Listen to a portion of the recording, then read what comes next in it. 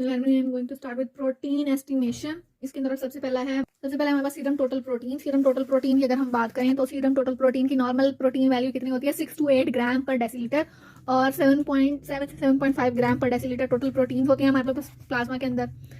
अब हमारे पास 3 मेथड्स हैं जो कि हमारे पास यूज होते हैं फॉर नाइट्रोजन एस्टिमेशन या प्रोटीन एस्टिमेशन। इनके अंदर हमारे पास हैं जडाल मेथड, के जडाल मेथड, लाउरी मेथड जो कि टायरोसिन के लिए, और बायोयूरेट मेथड जो कि हमारे पास कॉमनली यूज होता है। अब इसका प्रिंसिपल क्या है कि हमारे पास अल्कलाइन कंडीशंस के अंदर यानी कि बेसिक कंडीशन के अंदर प्रोटीन जिनके अंदर 2 या 2 से ज्यादा पेप्टाइड बॉन्ड होते हैं वो पर्पल कलर कम्प्लेक्स बनाते हैं कॉपर आयंस के साथ।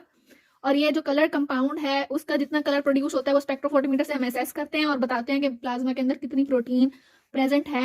और ये 530 नैनोमीटर में क्लोरीमीटर के अंदर हम ये काम करते हैं।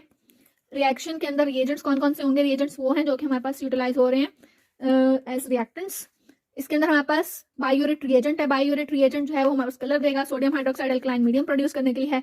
Sodium potassium tartrate, copper sulphate जो है वो हमारे पास कम्प्लेक्स बनाने के लिए, और पोटेशियम आयोडाइड, ये सारी चीजें जो है हमारे पास यूटिलाइज होंगी। क्या क्या? Biuret reagent, sodium hydroxide, sodium potassium tartrate, copper sulphate, potassium iodide.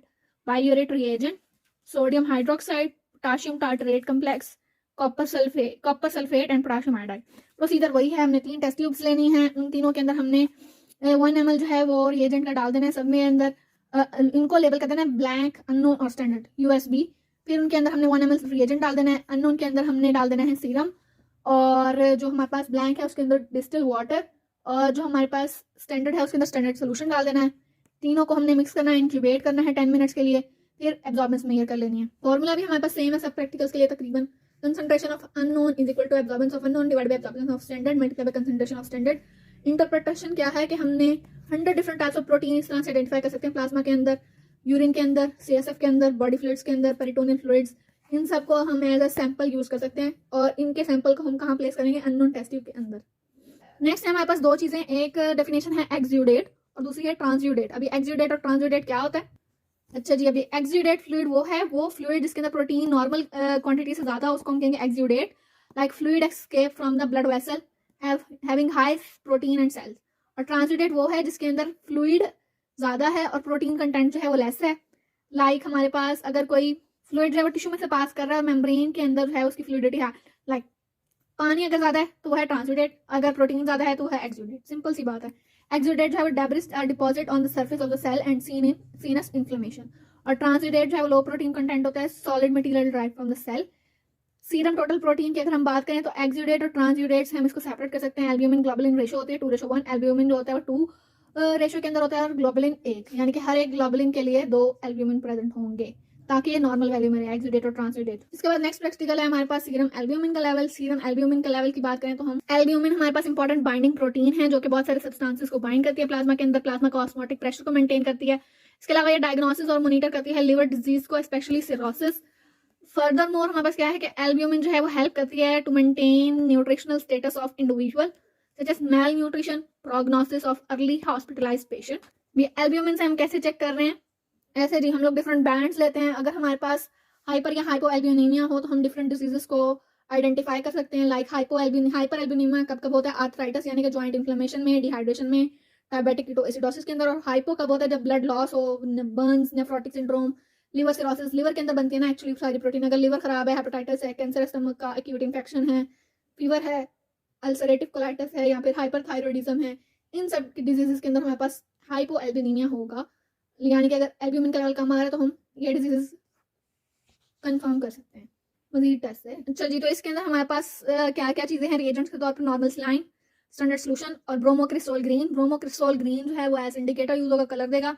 ये कलर का ही सारा चक्कर है इस प्रैक्टिकल के अंदर, क्योंकि ये कैलोरीमीटर या फोटोमीटर जो है वो कलर की वजह से कंसंट्रेशन बताते हैं डिफरेंट सब्सटेंसेस की। ब्रोमोक्रिसोल ग्रीन जो है वो हमारे पास डाई है जो कि रिएक्ट करेगी एल्ब्यूमिन के साथ, प्रोड्यूस करेगी हमारे पास कलर्ड कम्प्लेक्स। और ये जो है कलर्ड कम्प्लेक्स जितना ज्यादा होगा कलर उतना ज्यादा एल्ब्यूमिन प्रेजेंट होगा। प्रोसीजर सेम वही है, 3 टेस्ट ट्यूब लेनी है, उनको लेबल कर देना है अननोन, स्टैंडर्ड, ब्लैंक। उन तीनों के अंदर हमने 1 ml रिएजेंट ले लेना है। फिर हमने 10 माइक्रोलीटर जो है वो डिस्टिल वाटर लेना है ब्लैंक में। फिर 10 माइक्रोलीटर हमने लेना है एल्ब्यूमिन इन द स्टैंडर्ड, और 10 माइक्रोलीटर हमने लेना है सैंपल यानी कि सीरम इन द अननोन। फिर मिक्स करना है, उनको इंक्यूबेट करना है और उसकी कंसंट्रेशन मेजर कर लेनी है। फॉर्मूला भी सेम है हमारे पास, concentration of unknown is equal to absorbance of unknown divided by absorbance of standard multiply by concentration of standard. अब हमारे पास ये के इंटरप्रिटेशन यानी कि इस ये जो वैल्यू आएगी उससे हम ये देख के नॉर्मल वैल्यू से अंदाजा लगा सकते हैं क्या कंडीशंस आ रही हैं। नॉर्मल एल्ब्यूमिन लेवल कितना होता है 3.5 टू 5 ग्राम पर डेसीलीटर। टोटल प्रोटीन हमारे पास कितनी थी 6 टू 8। इसके अंदर से 3 से 3.5 जो है वो एल्ब्यूमिन है, 2 से 3.5 जो है वो हमारे पास 2.5 से 3.5 ग्लोबुलिन है, 200 से 400 मिलीग्राम पर डेसीलीटर जो है वो हमारे पास है फाइब्रिनोजन।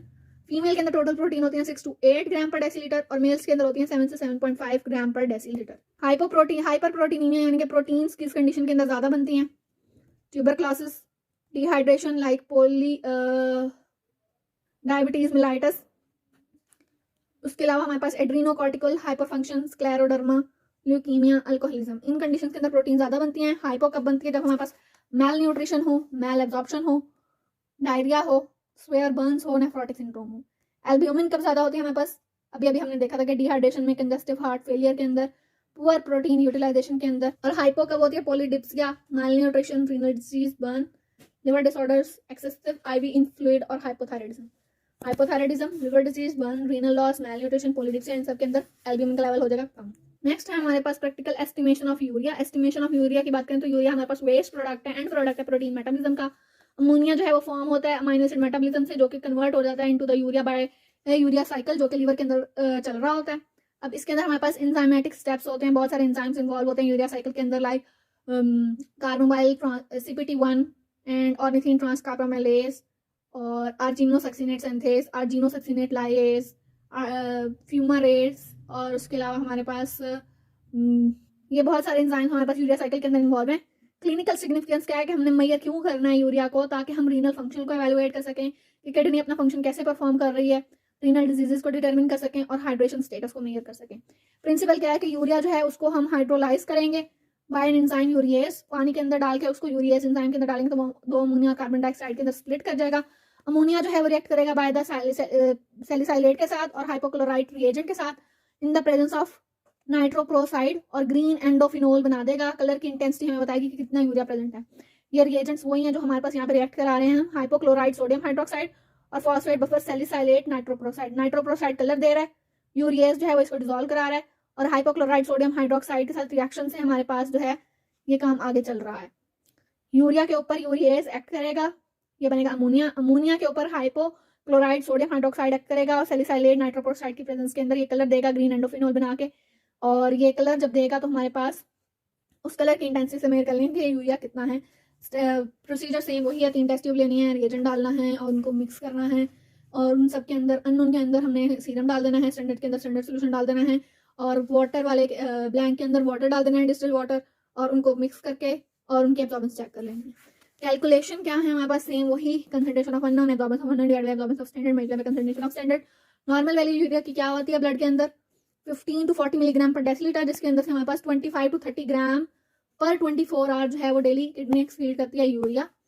क्लिनिकल इंपॉर्टेंस क्या है Urania, increase blood level of urea को हम कहते हैं यूरेनिया।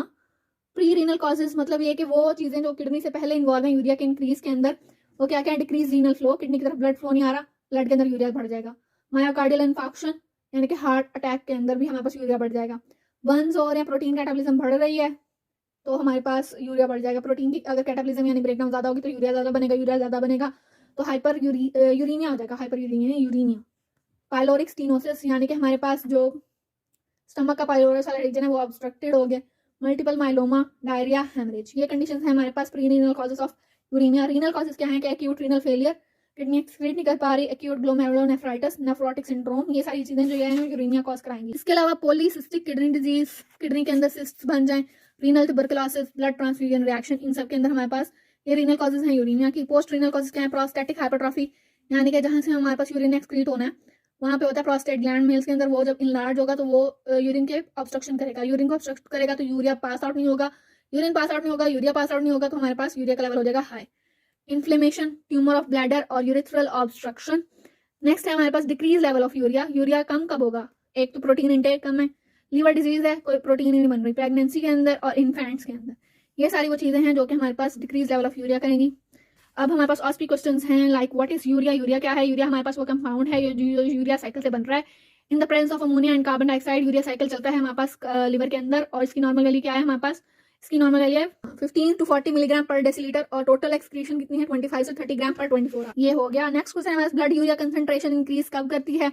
बहुत सारे डिजीज के हमने देख लिया कि कौन कौन सी इसकी रीनल कॉजेज हैं, प्री रीनल कॉजेज हैं, पोस्ट रीनल कॉजेज हैं।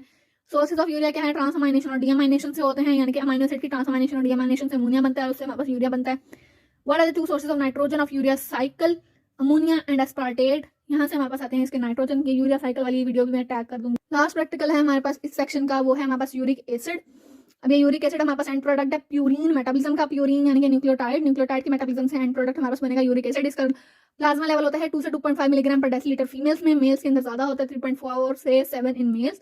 यूरिक एसिड जो है वो हमारे पास कैटाबॉलिज्म ऑफ प्यूरिन से बनता है, और हमारे पास कैटालिटिक कंडीशन यानी कि हाइपर यूरिसीमिया किन कंडीशंस के अंदर फाउंड हो सकता है, कैंसर, ल्यूकीमिया यानी कि व्हाइट ब्लड सेल के डिसऑर्डर्स, लिम्फोमास, और ट्रीटमेंट बाय साइटोटॉक्सिक ड्रग्स और हेरिडिटरी डेफिशिएंसी। अब इसके अंदर हमारे पास रिएजेंट क्या है, यूरिक एसिड, यूरिकेस एंजाइम जो कि इसको तोड़ेगा, 4 अमीनो एंटी टायरीन जो कि कलर देगा, फॉस्फेट बफर, पेरोक्साइडेज एंजाइम और फिनोल। ये वही हैं जो हमने पहले किए हैं, तकरीबन वही हैं।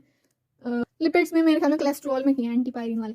अच्छा जी, प्रिंसिपल क्या है हमारे पास, यूरिक एसिड के ऊपर यूरिकेस एंजाइम एक्ट करेगा, ये कन्वर्ट होगा H2O2 ऑक्सीजन और एलेंटॉइस। यहाँ पे मेरे ख्याल में स्पेलिंग की गलत है।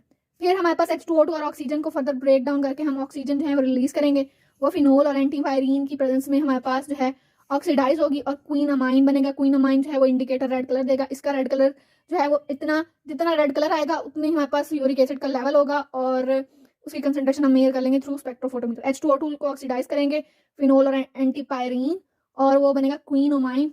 सेम रिएक्शन है पिछले वाले जैसे ही, प्रोसीजर भी सेम है। सोर्सेस हमारे पास क्या है, egg, beef, mutton, sea food, beans.